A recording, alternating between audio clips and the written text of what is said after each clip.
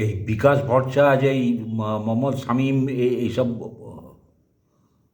কেউকেটা উকিলগুলো, এরা ডিএ নিয়ে খুব বড় বড় লেকচার মারছে। সুপ্রিম কোর্ট খুব সুন্দর রায় দিয়েছে। সেই রায় আমাদের চটিপিসি মানবে না, এক পয়সাও দেবে না। আপনারা দেখে নেবেন, মার্চের 31 তারিখে পর্যন্ত এক পয়সাও দেবে না। 2008 থেকে ডিএ বকেয়া, তার মানে দেখুন বাম আমল থেকে ডিএ বকেয়া। আজকে বিকাশ ভট্টাচার্য লেকচার মারছে, জেলে যাবে, হ্যান যাবে, ত্যান যাবে। তোরা কেন জেলে যাসনি? তোদের তো জেলে যাওয়া উচিত। তোরাই তো ডিএ বকেয়াটা শুরু করেছিস। ডিএ না দিয়ে 8, 9, 10, 11 এরা ক্ষমতায় ছিল। 11 থেকে তৃণমূল এসছে। তৃণমূল এসে যথারীতি বাম চটিতে পা গলিয়েছে, এক পয়সাও দেয়নি। বকেয়া করতে করতে করতে করতে সেটা 40,000 কোটি না কত টাকাতে গিয়ে পৌঁছেছে, আমি যা শুনছি মোটামুটি।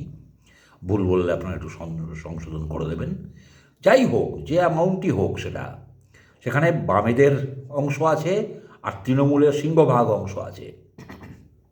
এক পয়সা তারা পরিশোধ করেনি বকেয়া। সুদে আসলে তা বিশাল অঙ্কে দাঁড়াবে।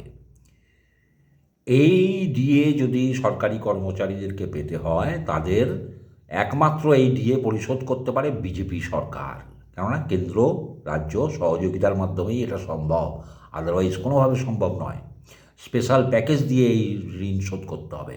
রাজ্য সরকারি কর্মচারীদের ডিএতে বকেয়া যা ঋণ করেছে এই রাজ্য সরকার, বামপন্থীরা এবং এই তোলামুলিরা, এই ঋণই তো, এটা তো ঋণ রাজ্য সরকারি কর্মচারীরা পাবে, রাজ্য সরকার দেয়নি, তার মানে কি? ধার।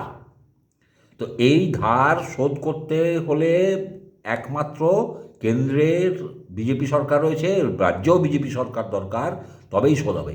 31 মার্চে যে 25% দিয়ে দেওয়ার কথা সুপ্রিম কোর্ট বলেছে, আপনারা মিলিয়ে নেবেন, এই মহিলা দেবে না, এই মহিলা দেবে না। সুপ্রিম কোর্ট, আমি জানি না কি হবে, জেল হবে, জরিমানা হবে, আমার বিশ্বাস হয় না এই সব ক্ষেত্রে জেল জরিমানা হয় না। তো বামের ঋণ, তোলামূলের ঋণ বিজেপিকে শোধ করতে হবে, তার চাইটা বুঝে নিন আপনারা।